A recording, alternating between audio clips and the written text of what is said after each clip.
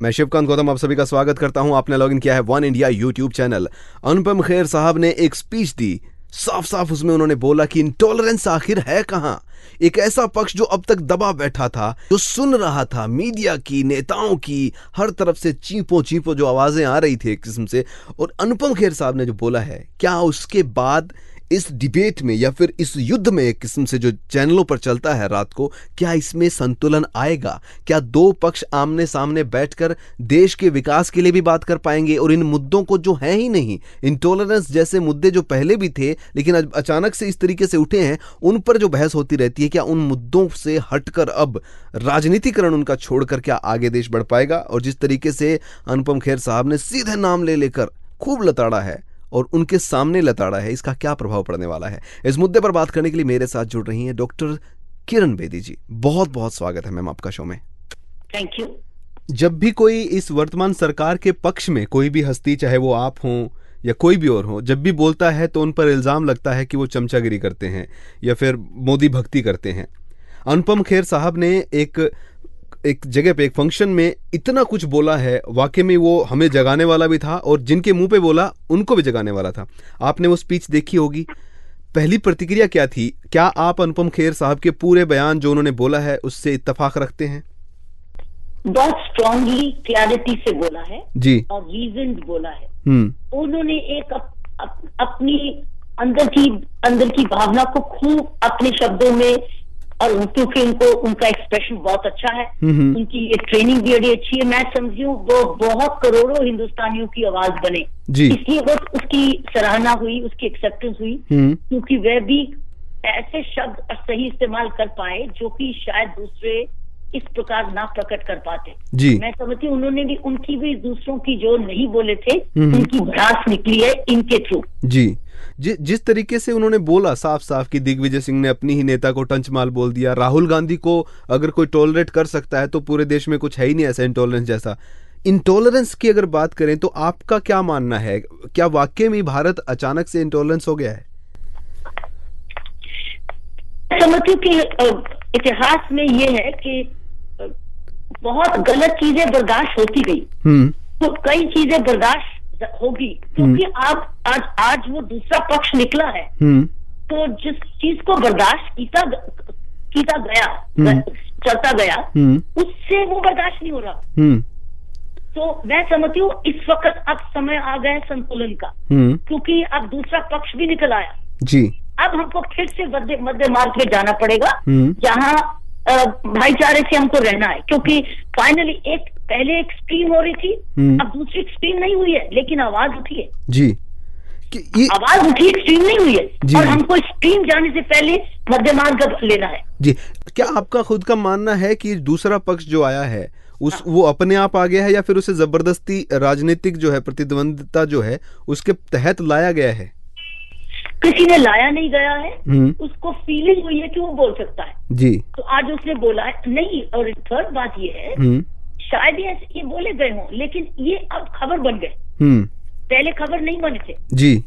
फर्क ये पड़ा है कि पहले ये थे, मेरी व्यू में, मैं गलत हो सकती हूँ जी, लेकिन आज उसको ऑक्सीजन मिली, और वो, लेकिन इस तरीके से वो प्रकट किए गए कई बारी, जैसे उसको भी बर्दाश्त नहीं किया गया। तो आज एक दूसरा पक्ष को ऑक्सीजन भी मिली है, और उसको दबाया भी कोशिश उसको क्रिटिसाइज करने से आप वो और दबा जी। मैं उसके ऊपर जजमेंट नहीं पास कर रही किसी चीज पर, मैं ये कह रही हूँ कि जैसे पहले चीज को बर्दाश्त ही नहीं, अनदेखा भी किया गया या उभरा ही नहीं। या देखिए, इस प्रकार का रोज पैनल डिस्कशन थोड़ी होते थे कुछ साल पहले जी।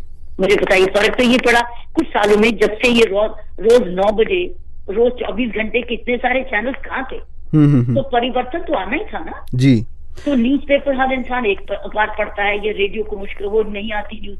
मैं समझती हूँ फर्क ये मीडिया में 24 घंटे का कम्पेटिटिव मीडिया, कमर्शलाइज्ड मीडिया, और मीडिया के भी अपने व्यूज, स्ट्रॉन्ग व्यूज, किसी के अपने, किसी के वो सब कुछ इस वक्त प्रकट हो रहे हैं, और इसलिए ये चर्निंग हो रही है कि कौन सी चीज मुझे भा रही है और कौन सी चीज मुझे नहीं भा रही। तो मैं समझती हूँ कि एक बड़ा अच्छा हो रहा है कि जो चीजें दबी हुई थी, छिपी हुई थी, नहीं सुनी गई थी, आवाज नहीं थी, उनको आज आवाज मिल रही है। तो मैं समझती हूँ आने वाले समय में समाज ये संतुलन ढूंढ लेगा। जी, एक चीज, जिस तरीके से कोई भी अगर मान लीजिए कोई गलत चीज हो गई है, रोहित केस जो हुआ था वो गलत हुआ था, उसी तरीके का एक केस यूपी में भी हुआ, उसकी कोई ज्यादा जो है मीडिया ने भी कवरेज नहीं की, क्योंकि वो छात्र जो है एक दलित नहीं था, किसी स्वर्ण समाज से आता था। तो मीडिया का जो रूप है वो किस तरीके से आप देख रही हैं कि इस चीज में पक्षपात पूर्ण लग रहा है? हाँ, मीडिया में ये परसेप्शन बहुत जबरदस्त आ रही है कि वो एक ही आइडियोलॉजी, एक ही व्यू के चल रहा है। और ऑटोमेटिकली जैसे 3 लड़कियों ने सुसाइड कर ली तमिलनाडु के एक योगा के एक मेडिकल कॉलेज में, 3 लड़कियों को सुसाइड, उधर एक इंसिडेंट इस तरफ हुआ था, उस पर तो कोई गया ही नहीं जी। और वो पता चला कि वो तो मेडिकल कॉलेज रेगुलेशन में ही नहीं आ रहा था, इतनी ज्यादा फीस हो रही थी, उसकी कोई न्यूज नहीं आई।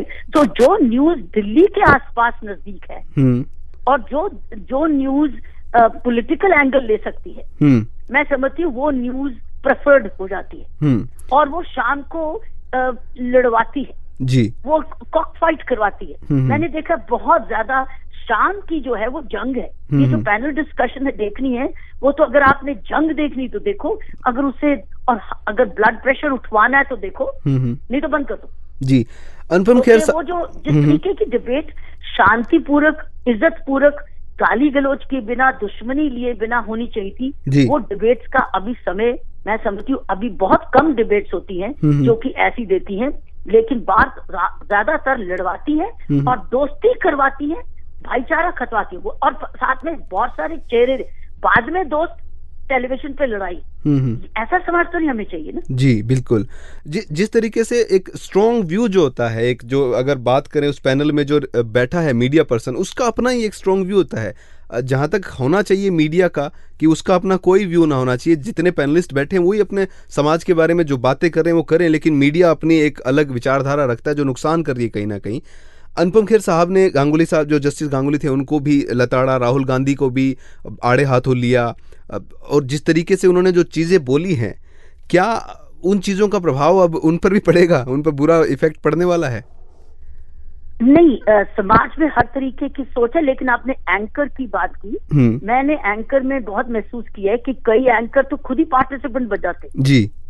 तो फिर एंकर क्यों है? एंकर तो का तो मतलब है कि आप संतुलन लगा के सबको एक समय दे रहे हैं बराबर के, लेकिन एंकर खुद पहले बहुत समय ले लेते हैं खुद ही, क्योंकि उनका अपना व्यू होता है स्ट्रॉन्ग, और क्योंकि नेचुरली उन्होंने रिसर्च ज्यादा की होती है, वो सारा कुछ अपनी बता एज अ पार्टिसिपेंट बोलना चाहते हैं जी। वही चीज मैं देखता हूँ, एंकर्स को कई पैनलिस्ट को बुला के उनको उनकी सिर्फ शक्ल दिखवाते हैं और बाकी ज्यादा दूसरे उनको देते हैं जिनका व्यू उनके साथ मिलता है। बिल्कुल। तो ये लोग व्यू आज ऑब्जर्व कर रहे हैं, तो मैं समझती टेलीविजन भी शायद अंडर ट्रेनिंग है इस वक्त। टेलीविजन भी एक और एक्सट्रीम एंगल, कई चैनल्स, मैं सभी के लिए नहीं कह रही, सभी चैनल्स, एक और कई चैनल्स इसको एक्सट्रीम दे रहे, शायद उनको भी एक बैलेंसिंग की जरूरत है जी। इस पूरे जो एक स्पीच थी, इसके बाद आपको क्या लगता है क्या निकल कर आ रहा है? और अनुपम खेर साहब ने जो इंटॉलरेंस को लताड़ा है सबके मुंह पर ही, उन जो पैनलिस्ट उनके साथ बैठे थे, जो लोग स्टेज पर बैठे थे, उनको भी उन्होंने बुरी तरह से लताड़ा, और ऐसा बहुत कम देखने को मिलता है इस तरीके की चीजें। क्या इससे कुछ फर्क पड़ने वाला है चीजों पर? मेरा ख्याल है वापस बैलेंस आया जी, क्योंकि वो एक तरफी जो वॉक ओवर हो रहा था, मेरी नजर में वो वॉक ओवर नहीं है। अब उसने ये कहा कि देखिए आपका व्यू था ना, ये मेरा भी व्यू है, और ये मत सोचना कि दूसरे वाले को अपना व्यू कहना नहीं आता जी। तो मैंने समझा है, मैंने ये महसूस किया उनको सुनने के बाद, एक तरफ का व्यू आज दूसरा व्यू भी बराबर में अब करने आ गया है कि आपको हमने बहुत साल सुनते हो गया, अब आप हमारी बात भी सुनो, हम तुमसे कम काबिल नहीं है जी, हम तुमसे कम विचारों वालों नहीं है, हमें भी बोलना आता है, लेकिन आज सुनो जी। और अब उसने एक तरह का जो तराजू है उसे बराबर में कर दिया है। तो बड़ा इंपॉर्टेंट है, जो इम्बैलेंस हो रहा था आज उसने दूसरा पक्ष की आवाज को, इसलिए जब आप अपना व्यू कहते हैं और ऐसी कंट्री में जहां आपको मौलिक अधिकार है सही तरीके से अपनी बात कहने का, जब तक आप ये नहीं कहते कि मार दो, टुकड़े टुकड़े कर दो देश के, देश बर्दाश्त करता है, जी, देश एक्सेप्ट कर, जब तक आप देश के टुकड़े टुकड़े नहीं करते तब हम सोचते हैं ये तो मेरे टुकड़े टुकड़े हो रहे हैं, ये तो मुझे बर्दाश्त नहीं। जी बिल्कुल। हाँ, लेकिन निंदा कर सकते हो, आप निंदा कर सकते हो, सबूतों से अपनी बात कर सकते हो कि आपकी मांग क्या है, वो आपका मौलिक अधिकार है, आपका कॉन्स्टिट्यूशनल अधिकार है। लेकिन मैं समझती हूँ अनुपम ने एक दूसरा पक्ष इंतजार की, जैसे वो एक वॉल्केनिक भड़ास होती थी, उसने भड़ास निकाली जी, और ये सही दिशा में निकली है और सही निकली है, और समाज को भी देखना चाहिए। सही दिशा ये नहीं है, ये एक संतुलन लाई है, जो समाज में संतुलन बहुत जरूरी है। दोनों पक्ष बराबर के होने, अपनी बात कह सकें, ताकि एक पक्ष कहते रहे कि क्योंकि हमारा ही है हम ही बोल सकते हैं, और हमारे ही बात हमको आदी थे हम ही बोलने के। मैं समझती हूँ वो वहां पर आवाज गई है, देखिए तुम बोलते रहे, अब हमारी बात भी सुनो। चलिए जी, बहुत बहुत धन्यवाद मैम। धन्यवाद। ये थे हमारे साथ डॉक्टर किरण बेदी, जिन्होंने कहा है कि अनुपम खेर की आवाज जनता की आवाज बनी है। एक पक्ष जो दबा बैठा था अभी तक, जो बोल नहीं पा रहा था, वो भी आया है अब सामने, और ये सही हुआ है। अब कितना सही कितना गलत, और जिस तरीके से इस पूरी डिबेट में हमने जो बातें की हैं डॉक्टर किरण बेदी के साथ, उसमें उन्होंने साफ साफ मीडिया को भी बोला है कि मीडिया भी एक पक्ष लेकर चलती है। मीडिया को तो कम से कम न्यूट्रल होकर चलना चाहिए, सब पक्षों की सुननी चाहिए, सब पक्षों की बातों को सामने रखना चाहिए, न कि अपना ही रवैया उसमें घुसेड़ देना चाहिए। वन इंडिया पॉडकास्ट में फिलहाल इतना ही।